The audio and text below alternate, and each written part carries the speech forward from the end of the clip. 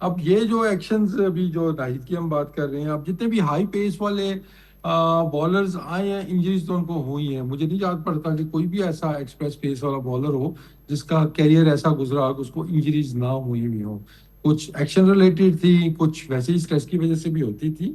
لیکن اس میں تھوڑا تنویر سے خود پوچھنا چاہوں گا علی رضا کے بارے میں. اوبیسلی اس کو اپنے بالنگ کرتے ہوئے دیکھا ہوا ہے، انڈر 19 میں بھی، پی ایس ایل میں بھی کھیلا. اور ابھی جو خبریں آ رہی ہیں جی کہ اس کے اوپر تھوڑا کام کیا جا رہا ہے، شاید اس کے ایکشن میں بھی ٹویٹ کی جا رہی ہے کہ وہ تھوڑا اس کا اور سیف ایکشن ہو جائے.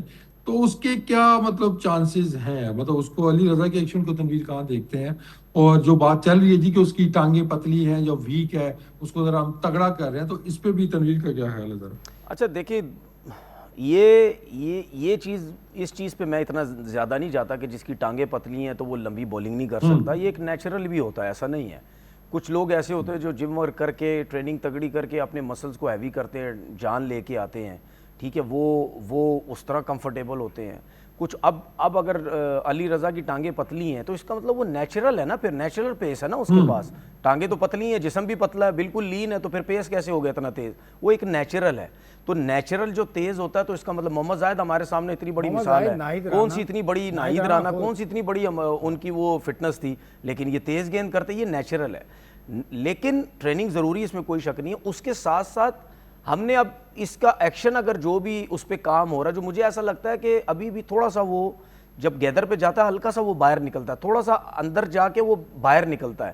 وہ چیز دیکھیں، یہ ہمارے اتنے کوچز، ہمارے انہوں نے کوچنگ کی ہوئی ہے، ٹریننگ کی ہے، سب کچھ ہے. یہ سمپل سی چیز ہے، سمپل چیز ہے. چاہے سائیڈ آن ہے، چاہے فرنٹ آن ہے، آپ کا جو الائنمنٹ، آپ کی جو رننگ ہے وہ بالکل سیدھی ہونی چاہیے. آپ کا جو فالو تھرو ہے وہ بال ریلیز کرنے کے بعد سیدھا ہونا چاہیے. سمپل ہے، یہ کوئی اتنی راکٹ سائنس ہے ہی نہیں. ابھی کل ہی جو ٹیسٹ میچ ہو رہا ہے یہ پاکستان ویسٹ انڈیز کا، ٹھیک ہے، ہم نے کتنی دفعہ نوٹ کیا، این بشپ جب کمنٹری میں بیٹھے ہوتے ہیں وہ ہمیشہ فاسٹ بولرز کی ایکشن کے اوپر بات کر رہے ہوتے ہیں، اور ڈیٹیل سے بات کر رہے ہوتے ہیں. اتنے بڑے کوچ ہمارے بیٹھے ہوئے ہیں، ٹھیک ہے، این سی اے کے اندر بھی، ٹھیک ہے، آپ ٹور پہ تو نہیں صحیح کروا سکتے، ہمارے کوچز ہیں. لیکن اب اس نے دوبارہ سے خرم شہزاد کا بتایا اس نے کہ دیکھو یار، یہ سیدھا آ رہا ہے، جمپ لیتا تو ایئر میں باہر نکل جاتا ہے. اب خرم شہزاد کب سے کھیل رہا ہے کرکٹ؟ کس نے کام کیا خرم شہزاد کے اوپر؟ اس کی الائنمنٹ سب خراب ہوئی تھی. اس کی وجہ یہ ہے، جب وہ سیدھا بھاگتا ہوا آتا ہے، اب وہ وکٹ کی سیدھ میں بھاگ رہا ہے، ٹھیک ہے نا، جب وہ بھاگتا ہے وہ وکٹ کی سیدھ میں بھاگ رہا ہے. جب ایک بالر وکٹ کی سیدھ میں بھاگتا ہوا آ رہا ہے تو اس کو ظاہر سی بات ہے سیدھا سیدھا بھاگتے ہی جا کے اسی کی سیدھ میں جا کے بال کرنی چاہیے، الائنمنٹ اس کی بالکل اسٹریٹ ہونی چاہیے. اب وہ جو رن اپ میں سیدھا بھاگ رہا ہے اور جمپ لے کے باہر چلا جاتا ہے، ٹھیک ہے، اب وہ جب ایک بندہ جمپ لے کے باہر چلا جائے گا تو وکٹ تو تھوڑی سی اس کی رائٹ سائڈ پہ ہو جائے گی، تو اس کی وجہ سے وہ ہاتھ اندر کی طرف لے جانے کی کوشش کرتا ہے.